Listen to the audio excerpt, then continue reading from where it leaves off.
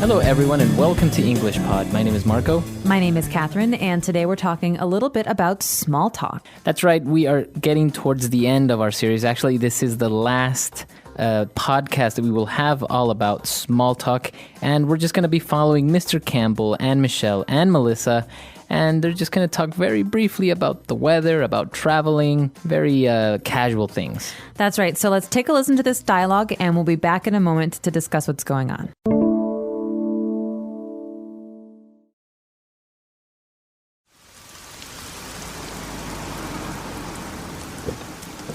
Hi, ladies. Thanks for picking me up. It's awful weather out there.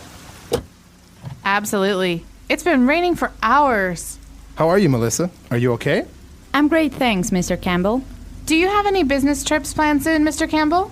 Of course. I'm always traveling. I'll leave for London next Monday, and then I'll fly to Boston from there. It's going to be a busy month. How about you, Michelle? Do you have any vacation plans?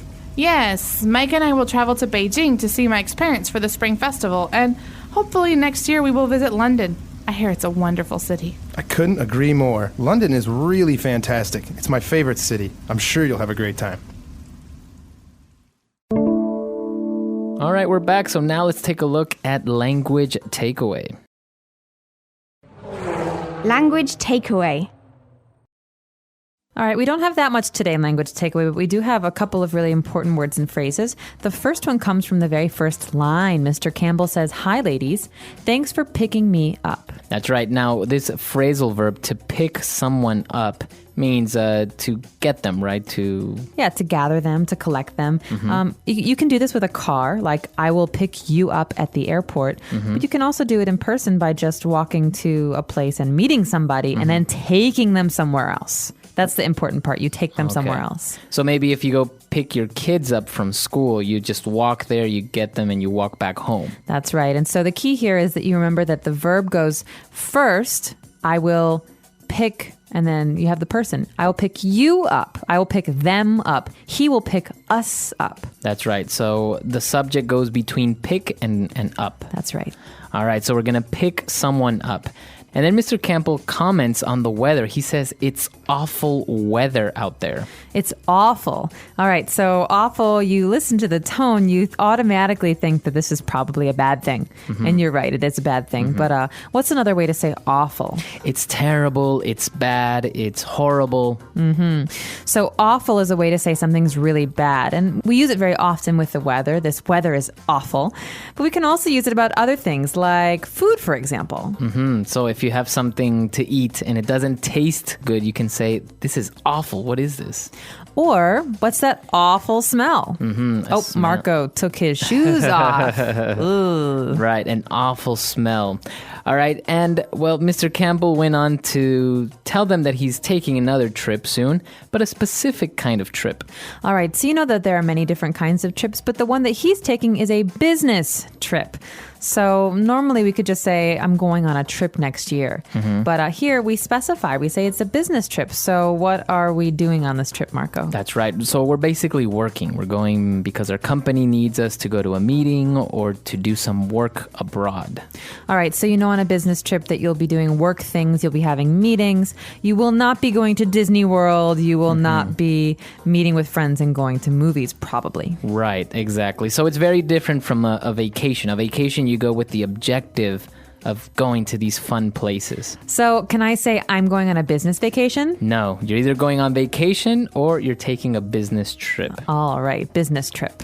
So now let's take a break and let's review our dialogue.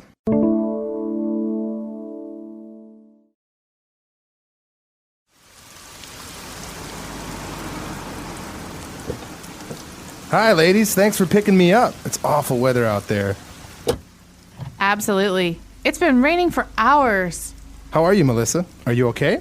I'm great, thanks, Mr. Campbell. Do you have any business trips planned soon, Mr. Campbell?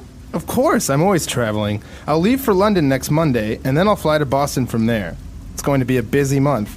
How about you, Michelle? Do you have any vacation plans? Yes, Mike and I will travel to Beijing to see Mike's parents for the Spring Festival, and hopefully next year we will visit London.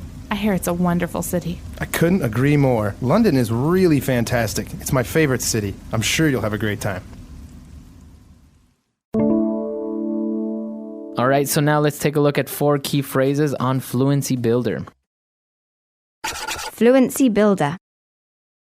All right, now we have a great phrase for everybody here in Fluency Builder. Melissa is talking to Mr. Campbell, and he asks her how she is. Are you okay? And she says, I'm great, thanks. Now, Marco, why would we use this phrase instead of I'm fine, thank you? Well, it's basically the same thing. It's just another way of answering this common question. How are you? You can say I'm fine, thank you. I'm well. But this is just another way of saying I'm okay. All right, but I think it's important, too, to remember that this is also very casual, like the rest of the conversation, and pretty enthusiastic. She's great. So it's important to remember that I'm fine, thanks is standard. It's very normal, but I'm great is a nice way to change it and do something different. That's right. Okay. And now we wanted to ask if we have any plans, but we wanted to know if we have any vacation plans. And the interesting thing about this question was that Mr. Campbell said, any vacation plans? So that's that's the whole sentence. Well, first he says, how about you, Michelle? Any vacation plans? So what we think here is that maybe it's wrong. Do you have any vacation plans is something that we'd want to hear, right? Right. But here we don't actually need to say, do you have any vacation plans? Because it's pretty clear who we're talking to. We're talking to Michelle, right? Right. And we're talking about traveling and we're talking about plans. So it's overstated that we don't really need to say, do you have any vacation plans? We're already talking about the subject.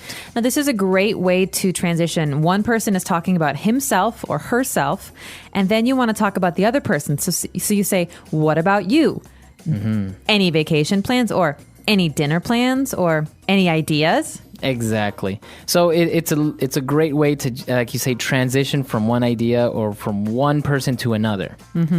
Now to the next phrase, a very common one, specifically when you are not really sure about something, but somebody told you. Specifically in this case, Michelle says, I hear it's a wonderful city when talking about London. So what does she mean by I hear it's a wonderful city? Well, basically, Michelle is saying she's never been to London, but she's read or she's heard from friends or from a TV show that London's a wonderful city. So she can't say it is a wonderful city because she's never been there. But she can say, listen, I have heard this from other people or from magazines. So it's not even clear where she heard it, but that's not really important. So basically the idea is that we don't know personally, but we have friends that told us, or we have read in a magazine or a TV show, we've seen it, that it's great. So you can use it with many things, like a restaurant.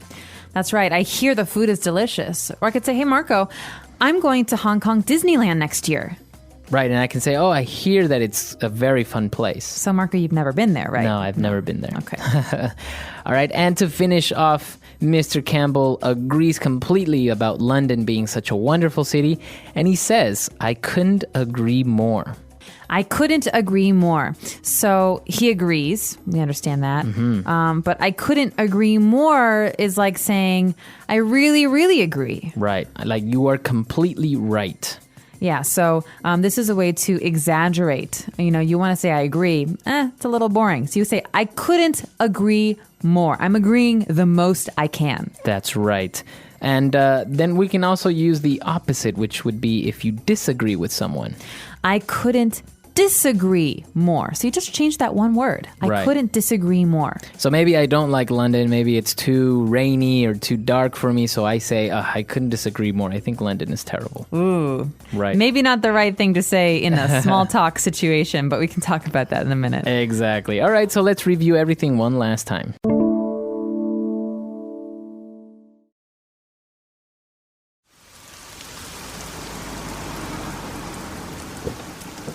Hi, ladies. Thanks for picking me up. It's awful weather out there.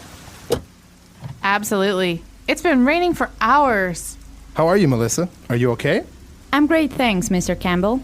Do you have any business trips planned soon, Mr. Campbell? Of course. I'm always traveling. I'll leave for London next Monday, and then I'll fly to Boston from there. It's going to be a busy month. How about you, Michelle? Do you have any vacation plans? Yes, Mike and I will travel to Beijing to see Mike's parents for the Spring Festival, and hopefully next year we will visit London. I hear it's a wonderful city. I couldn't agree more. London is really fantastic. It's my favorite city. I'm sure you'll have a great time.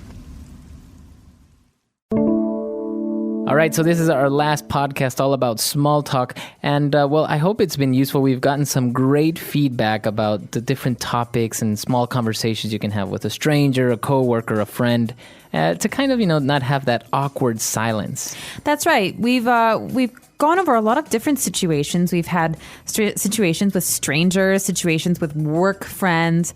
But I think what's really important is that in all of these situations, we're very polite. We say nice things. There are these transitions like I hear or I couldn't agree more. These are Right. wonderful ways of really being nice to the person you're talking to. That's right, and we're going to come out with a new series soon, so we would really like your feedback. Any topics or any specific subject you want us to talk, you can let us know at englishpod.com, and also your questions and comments can be left there. That's right. So please get in touch with us, englishpod.com. We'll see you guys there. Bye.